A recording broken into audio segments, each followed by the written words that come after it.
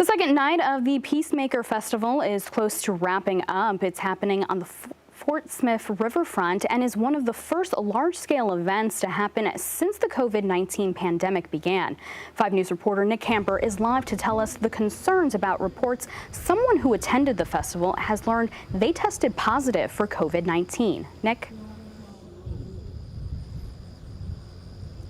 Yeah, 5 News has spoken to a woman who says she took a COVID test last week after feeling sick. She started to feel better, so she went to the festival yesterday, and today she got her results back, and she says they were positive. Arkansas Department of Health says they've been made aware of this. They're looking into it. Peacemaker Festival has not replied with a comment about the situation.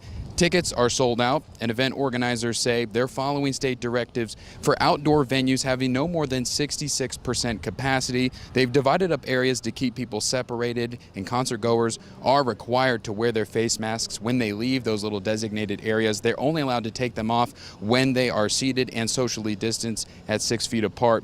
Now on Facebook, a picture surfaced showing the crowds, sparking controversy with some who think organizers are not doing enough, but attendees say that staff did their part to follow the rules lined out by the state.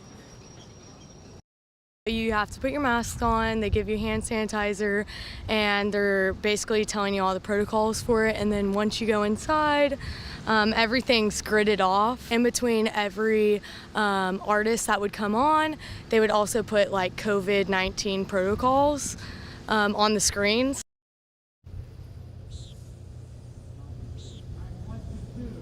Kelsey says that generally the crowd size was pretty big. She did say she was impressed with the sanitation. She says staff were cleaning the porta potties after every time they were used. In Fort Smith, covering news where you live, Nick Camper, 5 News. All right, thanks, Nick. An Arkansas state lawmaker took to social media to raise concern about the music festival in Fort Smith. Jay Richardson, who represents part of Sebastian County in the State House, said in part, "While I respect people's right and need to socialize and participate in community events, I must urge concert goers to practice social distancing and wear a mask."